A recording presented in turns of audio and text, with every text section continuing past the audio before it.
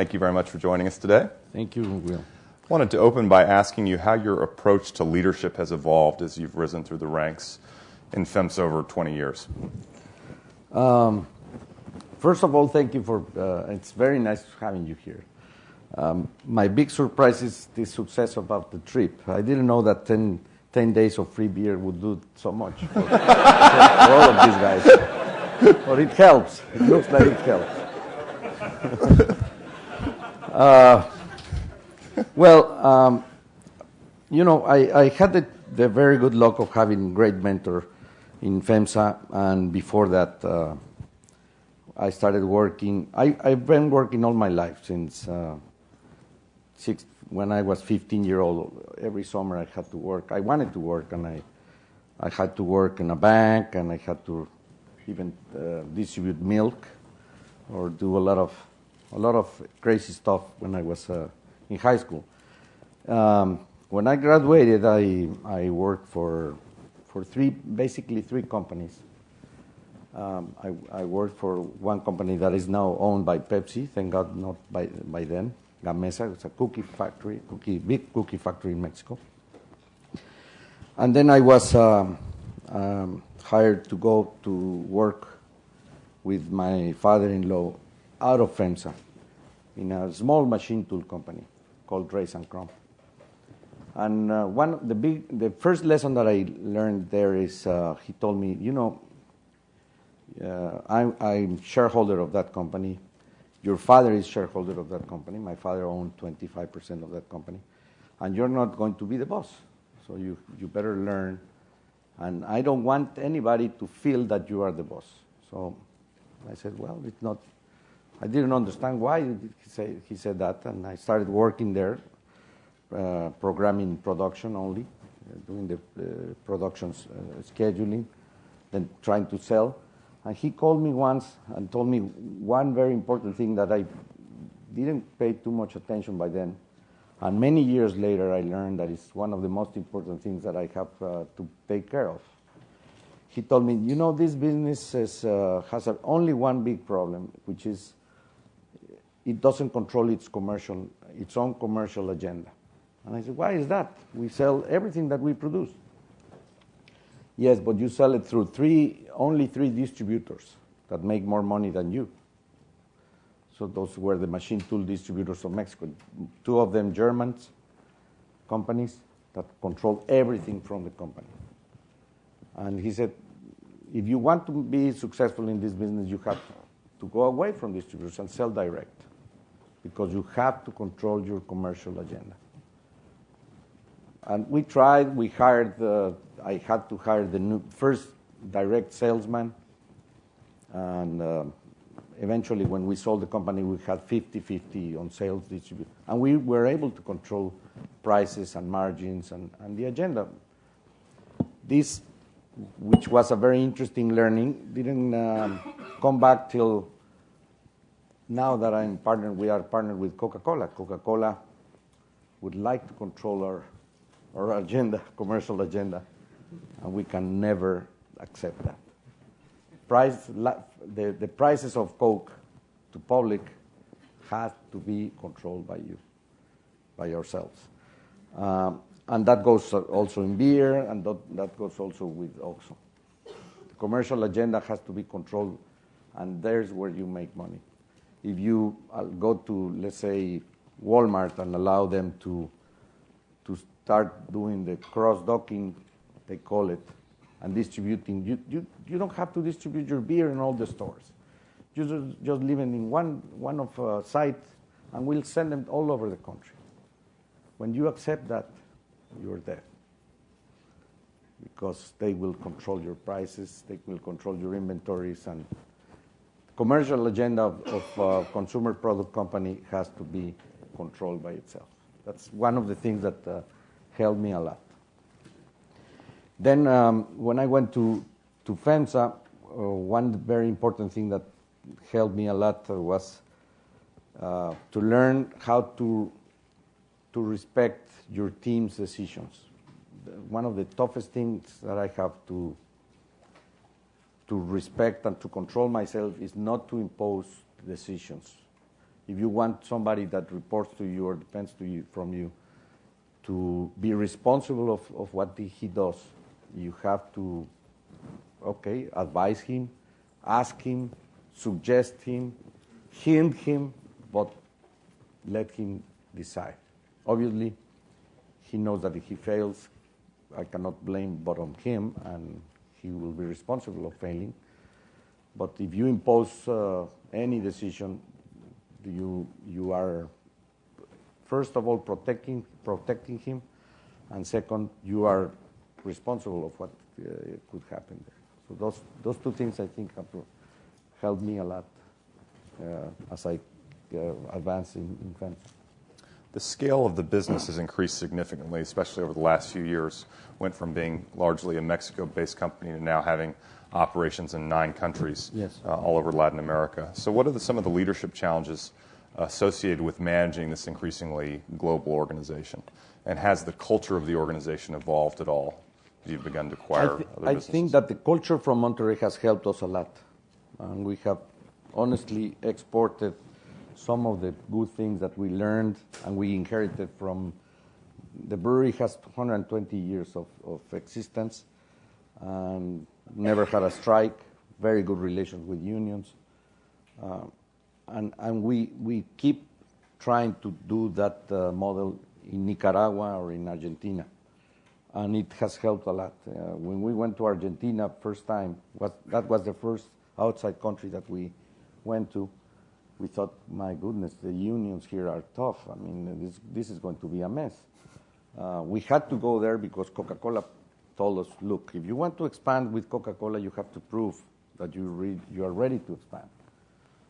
So we said, okay, Coca-Cola, Argentina is a very nice country to live and to go to work and to manage, but it's very tough.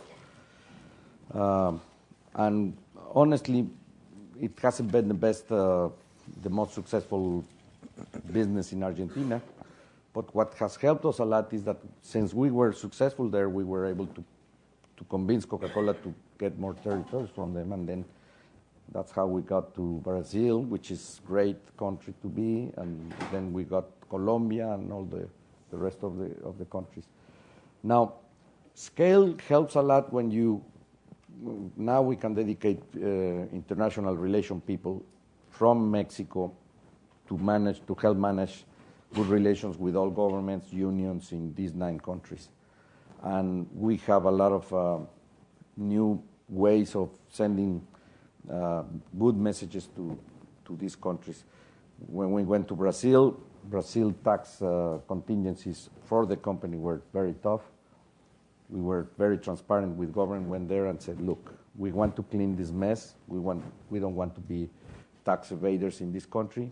Tell me, what do I have to do? They charge us a flat fee to clean all the former problems with taxes that we had.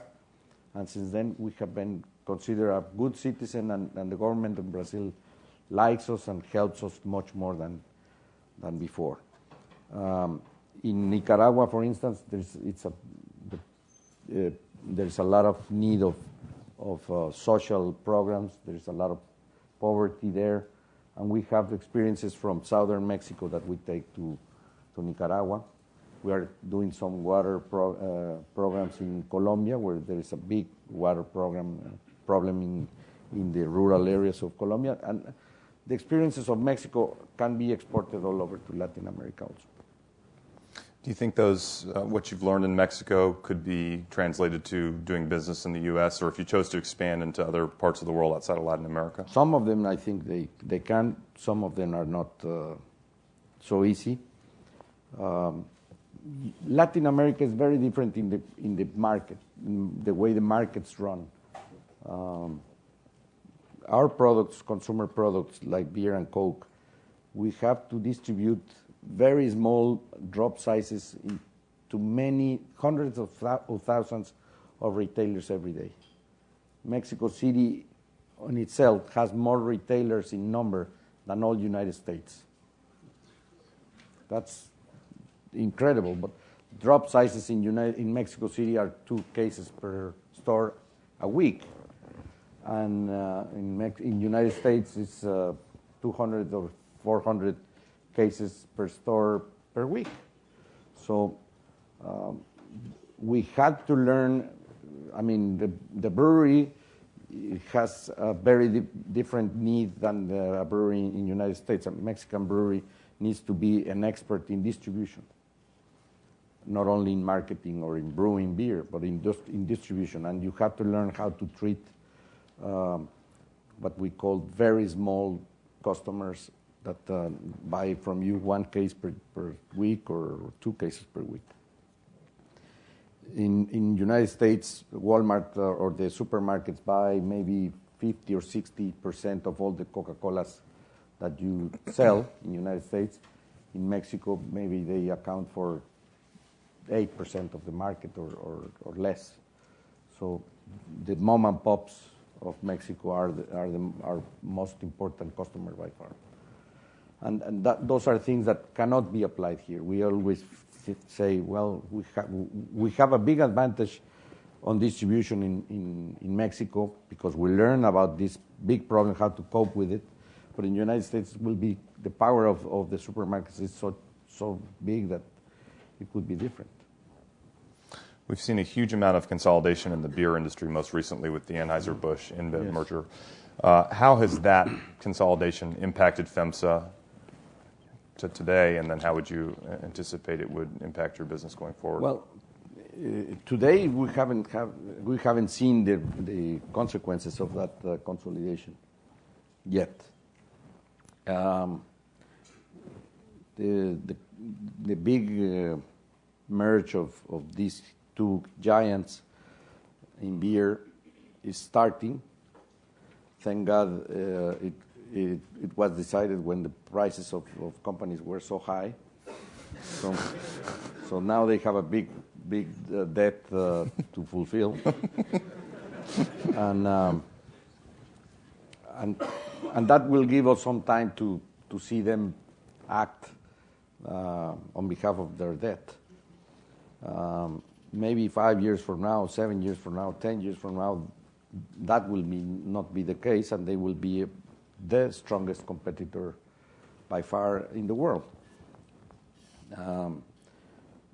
We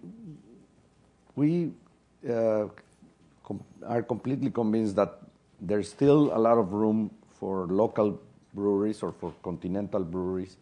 Brands are local. We have to continue doing well and much better than anybody what we can do. You compete in every town with your brand, and that's how you have to be able to compete against the giants. Now, if they come and spend billions in marketing, eventually they will hurt you. So I see that the consolidation is not stopping, and it will not stop. I think that there are many ways of doing alliances with others, and there are many ways of counterbalancing powers. Our presence in Brazil is very important, I think.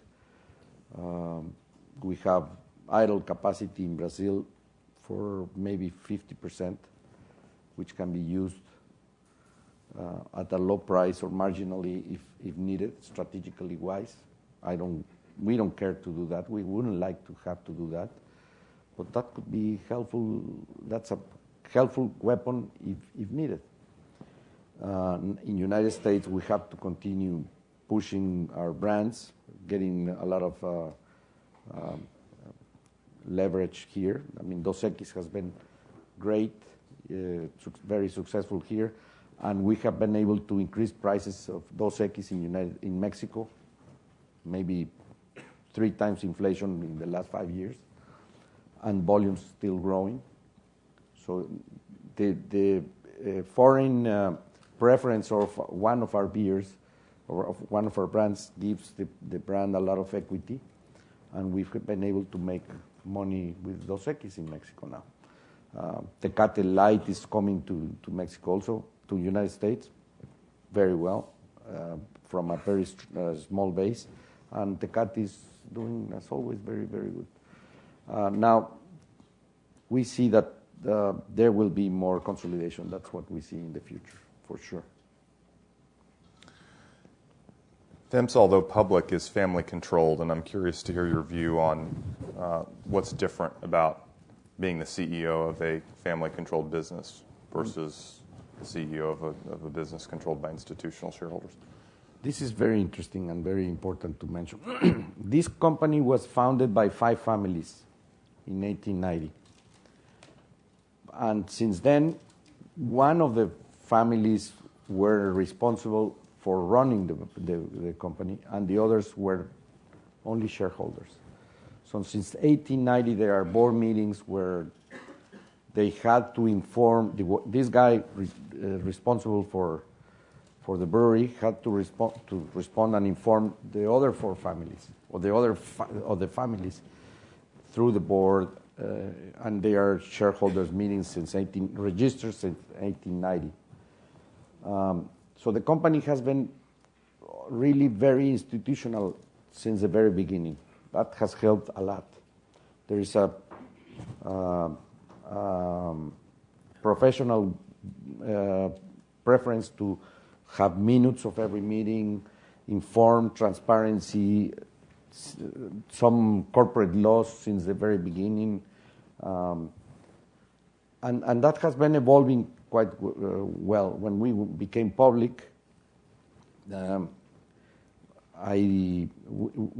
was not running the company yet, but there started to have to need for new policies to be able not to have the families deciding things without contacting the rest of the board members or the rest of the shareholders.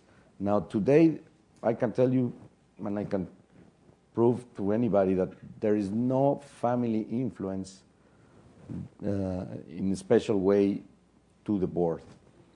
The only difference, maybe you could say, is I have one meeting which is not one family, with exactly 5 with the 5 families, where I inform what is happening.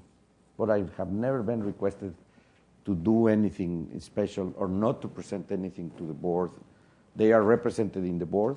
We have half of the board members are independent, and everything has been decided and will be decided on the board. I have never been in the position of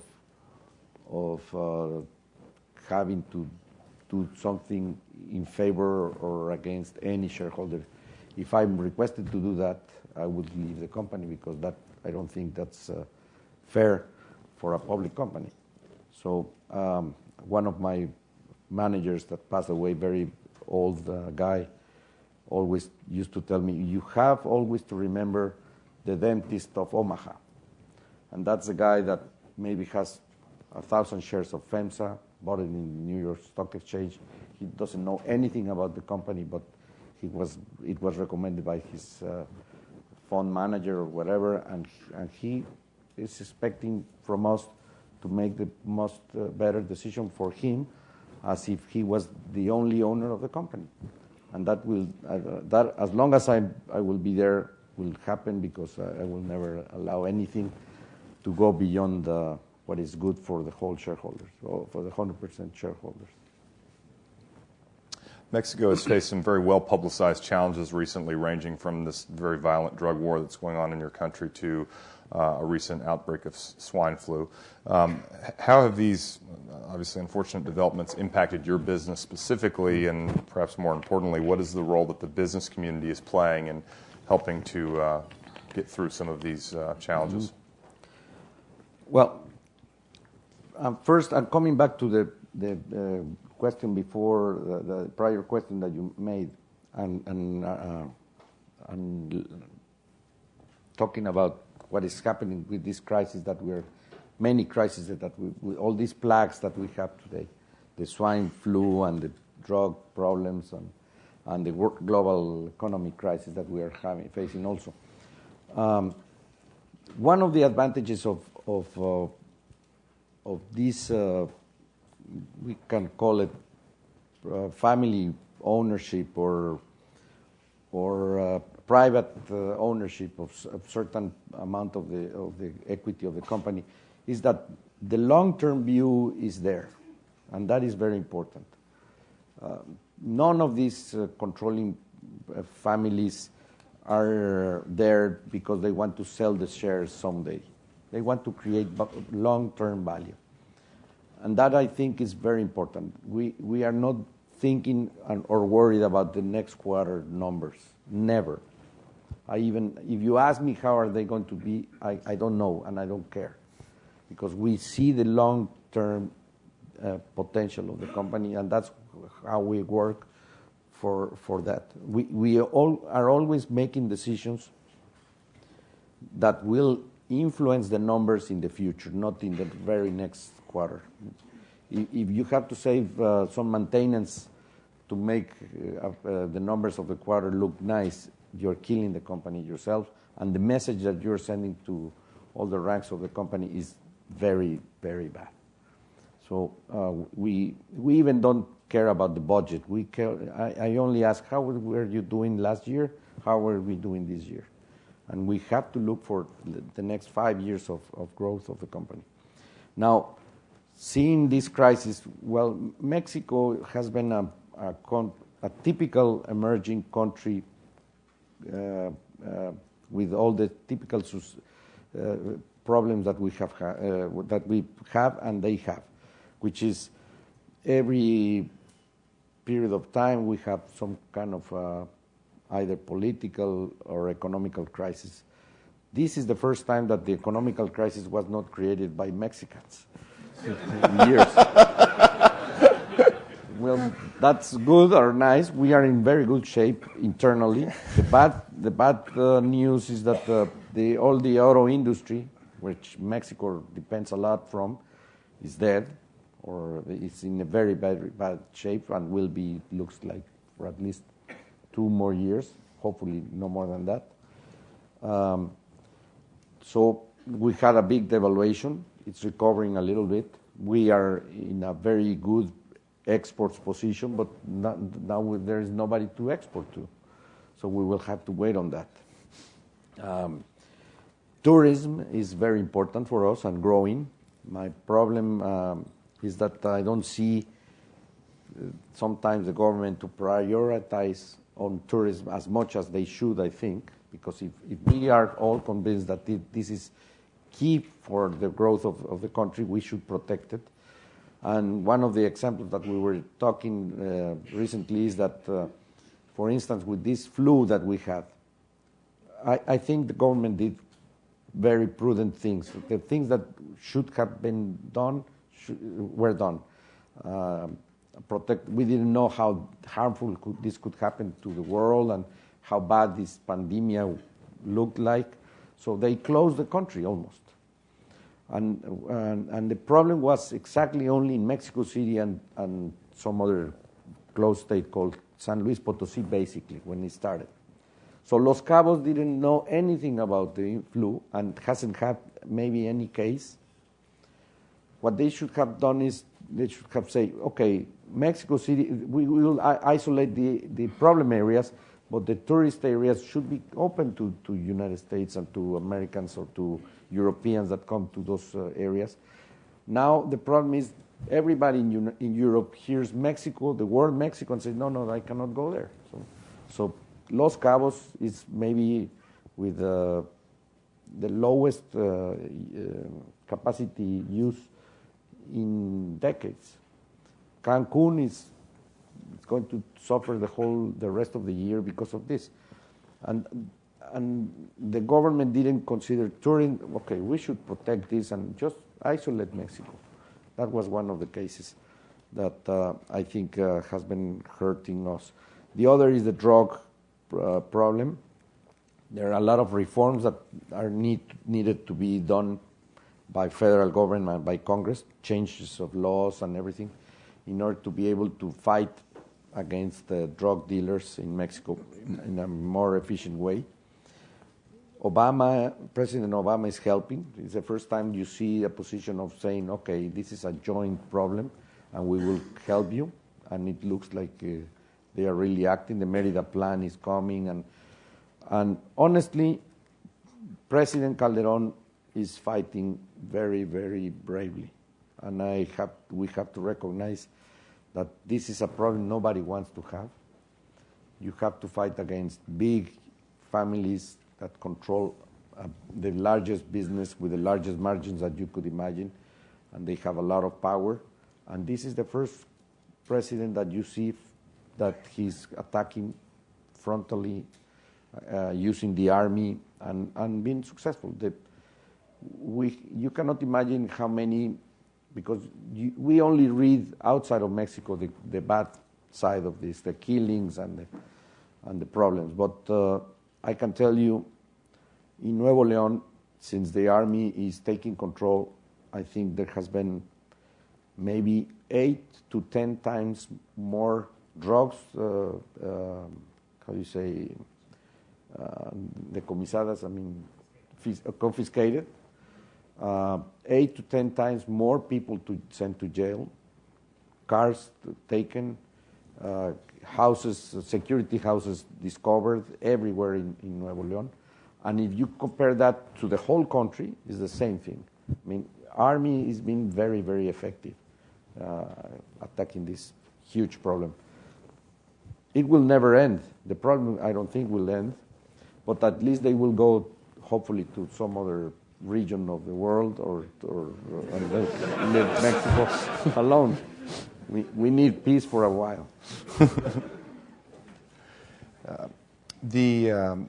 Many of the countries in which you operate have healthcare systems and welfare systems which are provide less extensive benefits for employees than what you would see here in the U.S. or in Europe. And I'd just be curious to know, what does FEMSA do, if anything, to fill that gap for its employees, for the 120-some-odd thousand folks that work for you? Well, one very special characteristic of the company is that it started with a social program very strong since 1918. That included savings and school and health care. It was basically in Monterrey and then in Mexico City and certain other cities. We took that concept to all over Mexico, and we are taking it to every country where we are. More on a virtual way. We don't have a hospital. We have a hospital in Monterrey. We don't have a hospital in Argentina or Brazil. But we have the health services subcontracted in Brazil. We have the savings programs, which is very, very powerful. The oldest magazine in Mexico is owned by, it's a magazine that is issued by the company since 1918, which is called Trabajo y Ahorro, Work and Savings. And it's an internal magazine that we send to hint people to tell our company people how to save money, how to spend their money, and how they can be much more productive. Those things taken to some of these countries that never had. When we went to Argentina, I was very lucky to find out that Argentina is very special. You know it. He learned Spanish in Argentina. As you could imagine, he had a lot of fun.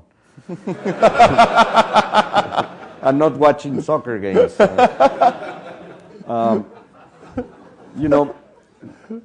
One of the things that is very important for leadership and for all of you guys, when you start business, you have to learn is to ask the experienced people about what has happened. That's why these programs I like. I have made lots of mistakes in my life, and I love to share those with somebody else to help. Coca-Cola had problems with the distribution company in Argentina. Imagine sending a guy that was very efficient running a bottling company, a small bottling company, in certain city in United States, that you send it to run the Buenos Aires bottling company. and you become the star of the city, like this. You have the best wines, you have the best companies or friends, and you go to concerts. And, when we were doing the due diligence process, 2 months, now we do it in 2 weeks, but those years accountants were having a lot of influence in the company, and they were doing due diligence of 2 or 3 months. I discovered one of our chief due diligence responsible had to buy a smoking because he was going to see to a concert. I said, what are you doing? Well, it's the last Stradivarius violin is going to play here in Teatro Colón in Argentina. This is an event. What does this have to do with us? Well, just, you have to be a social guy here. I said, my goodness. And I asked the Coca-Cola executives, what was the problem when you were running this? Well, the last guy that ran this company here had 2 divorces and became alcoholic, and it was a mess. I said, my goodness, I cannot send a frivolous guy there. I have to send a military guy, somebody. So I convinced myself to send, instead of the best operating guy, I sent a very serious, honest family guy and human resource guy. And it was impressive. He had an interview with all the workers, employees, workers, production workers, everybody. And 50 or 60% of them didn't even know who was the boss, never met the manager. 80% never had a handshake with the general manager of the company, of the bottling company. And we celebrated in 60 years, the first Christmas dinner with all the workers together. And the main part of the program, we gave a recognition award to a guy that has been working for the company 30 years, and he has never been recognized at all. So they gave him a recognition, gave him some money and a watch, a golden watch, a gold watch, or whatever. He cried in front of everybody. The company was completely turned around. We had 700 lawsuits when we started there. And 2 years later, we didn't have any lawsuit at all. And that's because you start talking with people and treating them like human beings. I mean, we ask them, what do you want? We want a better dining room because we don't have a good place to watch soccer games after we work. So we had to buy a big TV because it's important for them to watch a soccer game. So, okay, we did that. And they stay. They don't go to drink outside. They stay at the company, watch the soccer game after their time shift, their shift, and they go home very happy, loving the company. So those kind of things are important when you go to outside Mexico. And what I learned is you have to ask the guys with the experience. I mean, the guys that suffered those problems in Argentina were the guys that told me what to do or what not to do when you go there. I'd like to open the question up to the audience here in a moment, but before I do that, the recent marketing campaign here in the United States of Dos Equis has been incredibly successful, needless to say, and it's revolved around this gentleman, the most interesting man in the world. I imagine he's a fairly cantankerous employee, and I wanted to ask you, what's it like being his boss? We've been very lucky with the campaign, honestly. It's funny. Some of our people said it's not going to work. And we did focus groups, and I saw so many people loving it. We started asking students all over, and it's shocking, and it's amazing. The other big thing is that it has been discovered gradually by consumers. It's not, we don't advertise it on the Super Bowl or whatever, which is too fast. it has to be discovered, and you have a lot of hits on YouTube because they want to know what is the new thing. And it's a funny thing that doesn't talk bad about beer. I don't think that the jokes on beer should go to kind of icon beer drinkers are dumb guys or funny guys like that. You have to give beer what it deserves. Beer is one of the best products in the world in many ways. Very old. Is the best alcoholism fighter that you can find in the country. It's proved in many ways that the high beverage per consumption of beer, high per cap consumption of beer in a country are the countries with lower alcoholism, because you drink more liquid with less alcohol, and it really helps like that. And you enjoy it. And if you drink good beer, you will be healthy all your life. As long as you don't drink too much, because you have to control that. That's very important. I keep saying I want everybody drinking one of our beers every day, not more than one, but every day, please, and that helps a lot. Very good. Good advice. Yes. I think we have a couple of microphones, and hopefully, if you have a question, please raise your hand, and we'll call you so that we can hear them on the tapes.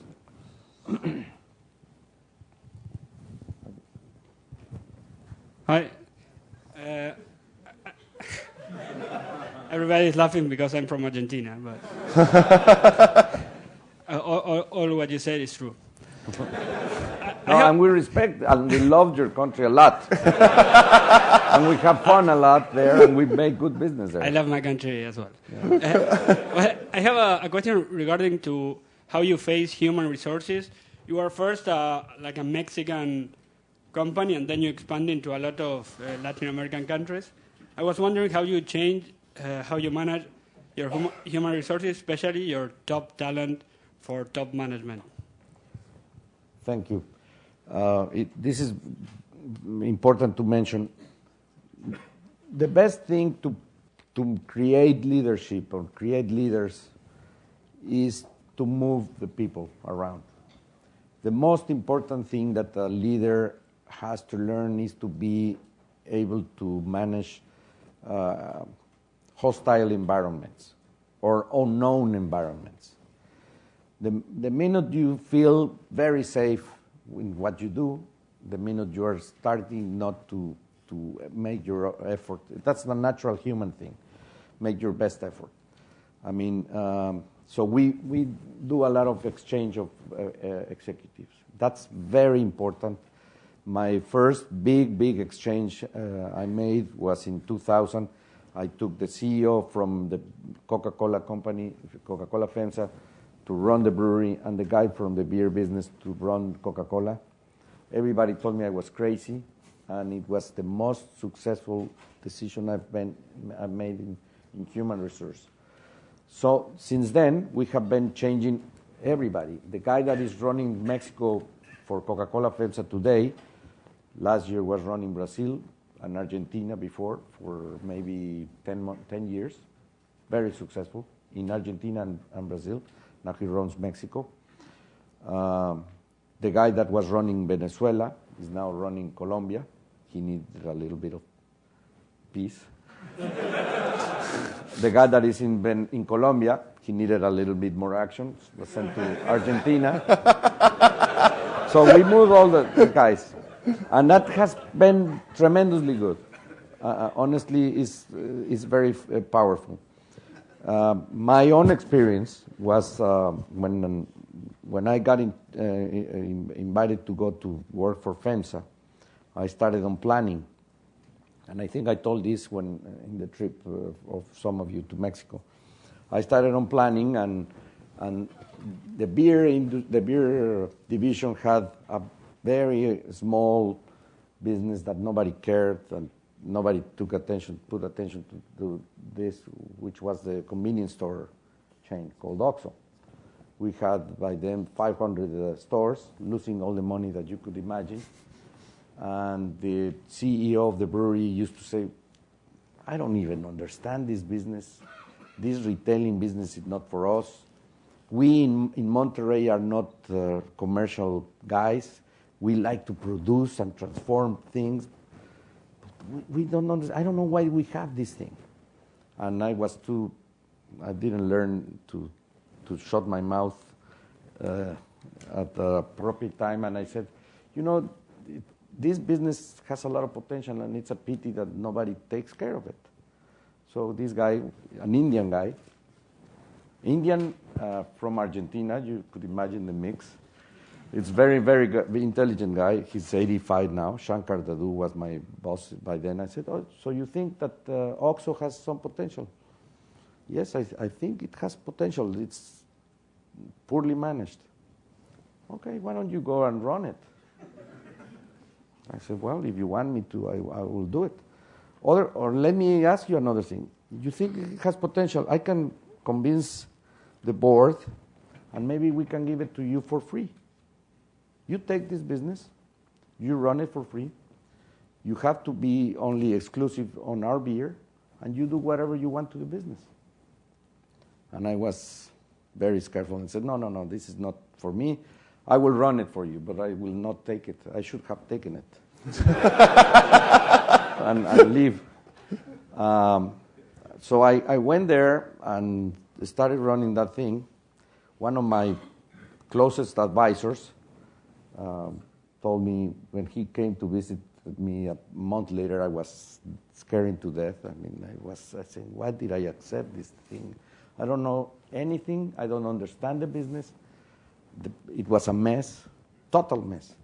And this guy comes and tells me, you know what? They send you there because they want to burn you and take you out of the group.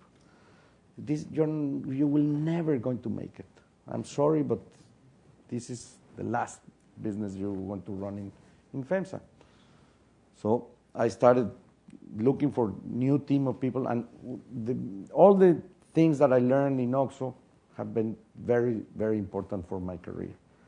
What I did, changing the employees, asking for new things, closed half of the chain. We went down to 300 stores almost in 6 months, and tried to understand, to define ourselves, to create a vision, to create a dream. We were dreaming to have 1,000 stores. Now we have almost 7,000.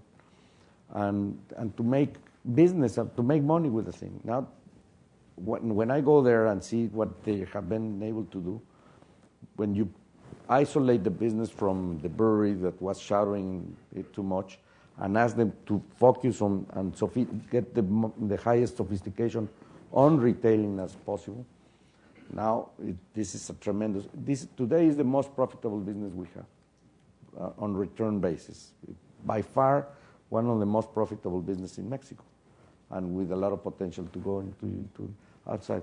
So another thing to learn is we always disregard small businesses because it's so small that nobody takes care of it.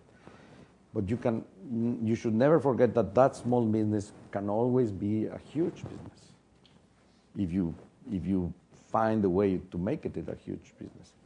And the second thing is that, yes, it's the same difficulty to run a small business than a large business. So a lot of people say, well, don't put so much attention to this small thing. It's better to run a larger thing. But it's better to run a small thing and to make it large. That's the best way of creating value, by far. So thank you for being here first. As a Mexican woman, I'm very curious to hear what are your views on what needs to be done to have more women in leading positions in our country. Mm-hmm. And in particular, your company has done a great job developing their employees. What are you doing to develop women in your company? This is very good to hear. We have been very worried about having more women working at the company. And it's incredible. It's very difficult to find women that want to stay longer than needed in their careers. I never thought of that. I couldn't believe that. But it's what has been happening. We had for years a very nice lady working with us that is now doing her MBA in Harvard. She asked for a permission to go for Harvard for 2 years. She will return hopefully in next August. She was in investor relations. She's from Wisconsin, I think. And she asked me that question once, 3-4 years ago, and I asked her, why don't you help me with that? Let's do that. Let's see what we have to do. I'm open to change anything that is needed to have more women here. And after research, interviewing American companies, European companies, all of them told her, if you find the solution, please come back. We don't know how. Okay. Obviously, Mexico is even lower in women than many other countries. There's lots of things to do. But at the end, for instance, OXXO has lots of women, more than the rest of the group in OXXO. The best managers in certain areas are women. And we want to move them, and we have to move them, and that's when they start saying, no, I can't. Some of them because they are married, and some of them because when they have children, the first child, they say, I will continue. But second, and as they grow, it gets very difficult. Some of them have to decide whether they continue being professional or not. And the last case I was told in OXXO was a very good manager that said, I don't care, I will stay. And after 3 months of trying, she came back and said, look, I can't. And it's sad. On operating side, which implies a lot of traveling, a lot of things.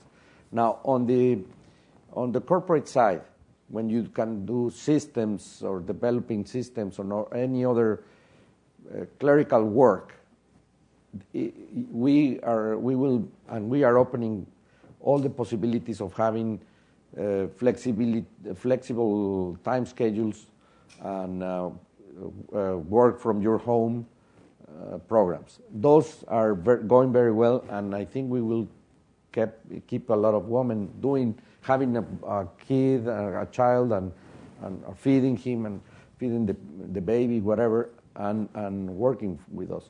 But at the end, it's not easy. I think maybe part of it is that women, as husbands, consider very difficult to accept that we can do the child education, staying at home and having your wife working. If she's better than you, well, she should be doing that.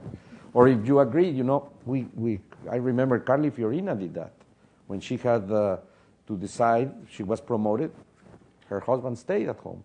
And it was a very good formula. It should work for more people. I'm sure that there are much better ladies outside that should be working. They can teach because the flexibility of time is very open. So universities, you see a lot of them. But going to work and implying traveling is when it gets difficult. But we should do more. I agree. We have time for one more question. Hi, my name is Eric Dayton. I was on the Mexico study trip, so thank you again for your hospitality, both the great meetings and also the free beer. I'm wondering, as you look ahead, it seems to me there might be other areas, other product areas that would work for expansion. Potentially food could fit with OXXO. And then there are also other countries to which you could potentially expand your existing businesses. How do you balance looking for opportunities for expansion and balance that with sticking to your core competencies and having a sense of discipline as a company? If you see the history of the company, we come from a lot of extremist positions. We were a brewery it was founded as a brewery, and since there were problems in the country or in the continent and the World War and everything, lots of external influence influenced things to push us to go for packaging and to produce our own packaging. And then we decided we were needing money, so we had a bank. And we started diversification because of circumstances. Then, and the group went to steel also, because the crown caps were manufactured by ourselves. And it was a good business to be in Mexico in the 40s. And then the group grew so much that split in two. And Alpha became another group with steel and petrochemicals and some other stuff. And we kept the packaging related with beer and beer. And then in the 80s, we started a big move of diversification that started maybe with influence from the United States. When you remember the book In Search of Excellence, which was a classic by then, everybody read that book, and the Boston Consulting Group approach and all those things. Everybody said we should have lots of companies. So we went from beer to whatever you could imagine, 80s and 90s. And you cannot believe how many different businesses we were at. We had plastics, auto plastics. We had for cars, for auto industry. We had flowers. We had canned food. We had pizzas. If we had pizzas, we had cheese. If we had beer, we said, let's have peanuts. And we had peanuts. And cheese, I mentioned cheese already. We had Burger Boy, which was some kind of McDonald's, small McDonald's chain. We had what we call the cold meat business, which was cemeteries. Cemeteries. And they call it the cold meat, I don't know why, business. We were building houses by millions of houses called Technogar, broken business since it started. We were fishing. We had 3 joint ventures for fishing with French people, Spanish people, and Japanese people. One of the lawyers that is retired now, he says, I never saw a boat, and we never saw, I don't know if they didn't go out of the port to look for fish when we were losing money, the 3 of those things. It was kind of a race, and everybody was diversifying in the world. Alpha was growing, we were growing. It was crazy. So after that, 82, we had a big devaluation in Mexico. We came back to reality, thank God. And we had to sell everything. And we went back to basics. By then, the only business that we had was beer and Coca-Cola. The bank was taken away by the government, thank God. Then, so we were Coca-Cola. We had Coca-Cola. We bought Coca-Cola. The company bought Coca-Cola in $60 million, the Coca-Cola franchise for Mexico City. We were so broke that we had to go back to Coke and say, we have to sell it back. We cannot operate this thing. We owe a lot of money. Why don't you buy it back? And they offered, we asked $22 million. We were ready to lose $40 million on the Coca-Cola company franchise. And Coca-Cola did a very tough analysis, and they said, we can offer you $19 million. My colleagues from FEMSA were offended because we were willing to lose $40 million, and they were even asking for more discount, and said, forget it, we'll keep it then. And we kept it, and now it's $1 billion company, a $10 billion company, or $11 billion company. Thank God they didn't take it. But since then, we have become some kind of a trauma of saying we are in beverages only. And you will say, well, why are you in retailing? Well, 60% or 50% of what we sell are beverages in OXXO. And it gives us a lot of feedback from the consumer. We learn a lot from consumer that information is given for free to Coke and to beer, to learn about that. And that's how we kept, why we kept OXXO, and because it's a very good business. So going to food, which sounds logical from the distribution point of view and the commercial agenda point of view, as you may, should be or could be a logical step. But up to today, my board hasn't allowed me to move, and I haven't asked them to move towards there. Maybe depending on how we move and how we evolve, we have been concentrating on Coca-Cola and growing with Coca-Cola. We've been very, very successful, and I'm sure that we will eventually have more territories, hopefully in the United States also, for bottling Coca-Cola. The partnership has been very, very good. They respect us because they need us, and we respect them because we need them a lot. We are the best partners we can each other find, I think. And on beer, we have to continue growing and protecting ourselves against this consolidation that is going to be realizing in the future and will be very tough. Wonderful. Mr. Fernandez, thank you very much for your time today. We found it incredibly useful. We have a couple of gifts for you, which Nika's bringing over, and thank you for joining us here at the Graduate School of Business. Thank you.